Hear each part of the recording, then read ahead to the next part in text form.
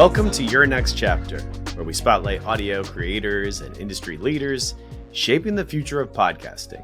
I'm JT, Jeremiah Tittle, CEO of Next Chapter Podcasts, and on this season of Your Next Chapter, we're exploring how museums are using podcasts to expand their reach, deepen their engagement, and share powerful stories, making the case that every museum actually needs a podcast. Today, I'm joined by Zoe Goldman. She's a podcast producer at the J. Paul Getty Trust in LA, where she leads the production of recording artists and If Objects Could Talk. Both cool podcasts you should definitely check out. From working with archival audio to crafting shows for families, Zoe brings a unique perspective on how museums can use sound to connect with new audiences.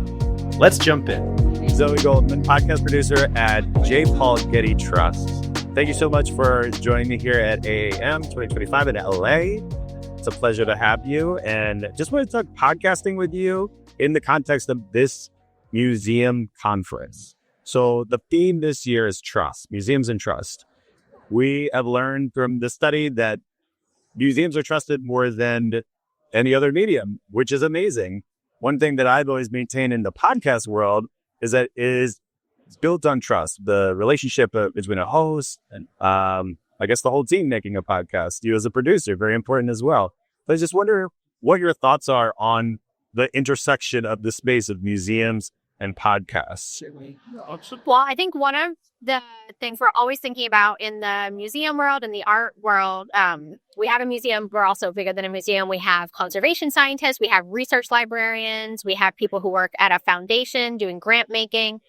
And we do so much work that is often invisible.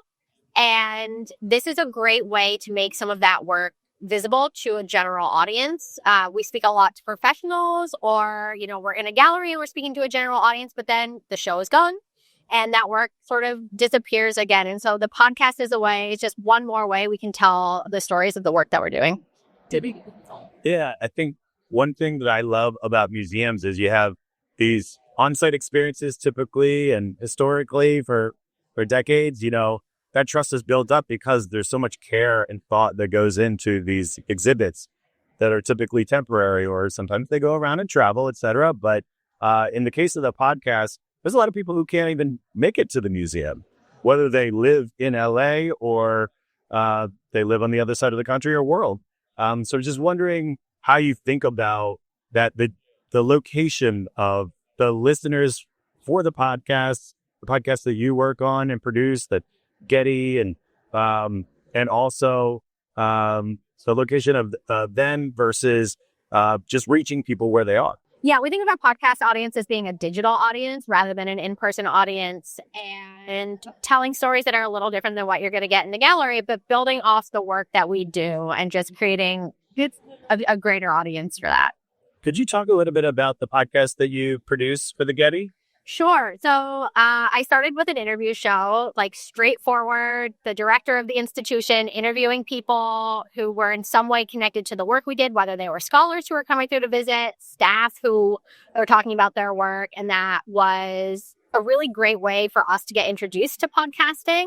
And then we had somebody who was working at our research institute, which is where the archives are, who realized we had these audio archives that we wanted to make public and we're really struggling to figure out how. And of course, audio archives, podcasting is like a natural fit for that. And so that's one of the series that I work on now, which is called Recording Artists. And we use archival material to tell the stories of artists in their own words, which is something that's really special and unique that we can do.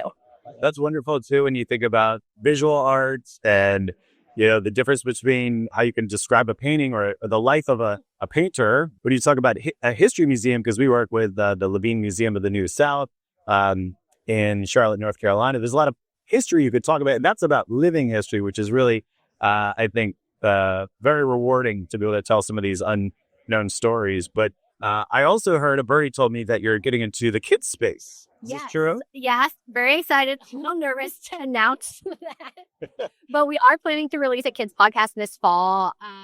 Just again, thinking about the work that has already been done by the experts in the field, the curators, the educators, and how do we build on that to reach an audience that we haven't been reaching with our podcast before. So it's going to be sort of historical fiction, talking about object-based lessons about the ancient world, ancient Rome, ancient Egypt. Yes. It's going to be really fun. That's exciting. I'm so excited. So excited. Oh, fantastic. I was going to ask you, before we wrap up, I wanted to ask you about maybe some word of mouth, anecdotal, like, or maybe someone internally, whether it's a relative or just randomly someone reached out through whatever channel. If you could share any story of people saying, I love your podcast, and how did that come about? Especially, it was very funny with our first series called Art and Ideas, which was with the director interviewing people. We would just get letters literally mailed to the Getty of people being like, I'm a retired lawyer in South Florida, but I love your show. And like, this was my favorite episode. And thank you for the good work. And it's just, I guess you just never know who's listening to you, where they are in the world, and like what they're going to connect with. It's always fun. I'm sure. It's nice to have that kind of unsolicited feedback to say, you touched me, this story. Was there a particular episode that stood out? Well, I don't know.